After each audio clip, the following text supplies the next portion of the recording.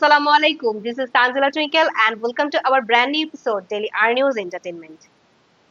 স্নান শেষে দীঘল চুল আলগা করে ছেড়ে দেওয়া সাদা রঙের স্লিভলেস ব্লাউজে হলুদ শাড়ি।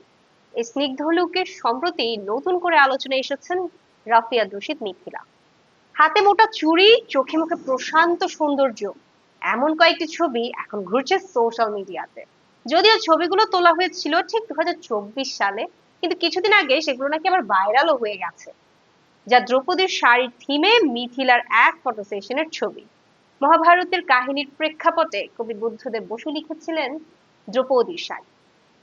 রাজসভায় সবার সামনে যখন দ্রৌপদীকে বস্ত্র হরণের চেষ্টা করছিলেন রাজা, ঠিক সে সময় ঐশ্বরিক ক্ষমতার দ্রৌপদীর সম্মান রক্ষার্থে শত শত বস্ত্র আবির্ভূত হয়। সেই বস্ত্রটি ছিল মূলত শাড়ি। মহাভারত ও বুদ্ধদেবের সেই কবিতার দ্রৌপদী হয়ে এবার নিজেকে ধরা দিয়েছেন মিথিলা। বলা বাহুল্য, মিথিলার এই লুকে ফুটে ওঠে পুরো একটা ট্রেডিশনাল ভাইব। তবে কথা আছে, মিথিলা কিন্তু শুধু একটি গুণের অধিকারী নন, তিনি কিন্তু বহুমাত্রিক গুণেরও অধিকারিণী।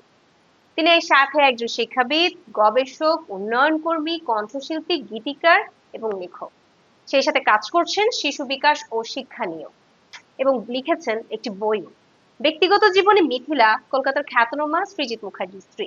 বাংলাদেশ, কলকাতা এবং পেশাগত প্রয়োজনেও বিশ্বের নানান প্রান্তে তিনি দেশ বিদেশ ঘুরে বেড়ান এবং প্রয়োজনে তিনি ছুটে বেড়াচ্ছেন নানান প্রান্তে। অভিনয় ও পারিবারিক জীবনে সামনে চলেছেন একাধিক দায়িত্ব। মিথিলার অভিনীত সর্বশেষ মুক্তিপ্রাপ্ত চলচ্চিত্র জলে জলে তারা। তারা হইল আমার আসমানের তারা, ধরন যায় না, সন যায় না। লোকে কয় তারার আলোয় ঝলমল করে এই ঢাকা। আমরা ওরে দুবাই নিয়ে বেচা দিয়ে আসুন। কি মাঝি মন চাই আর কত নোটিপনা করবি তুই? আমার দলে যোগ দিবা? পচা জিনিসটারে বান্ধা রাখতে চান? মুক্তি পায় যেটি 2025 সালের 14 ফেব্রুয়ারি। এই ছবিতে তার বিপরীতে অভিনয় করেছিলেন FS9 এবং সাথে আরো ছিলেন মনিরা মিঠু, ফজলুর রহমান বাবু, আবুল কালাম আজাদ ও শাহেদ আলী। ছবিটি পরিচালনা করেছিলেন অরুণ চৌধুরী। তো দর্শক, এই ছিল আজকের মতো বিনোদনের পার্ট। আপনাদের কেমন লেগেছে অবশ্যই আমাদের জানাতে ভুলবেন না।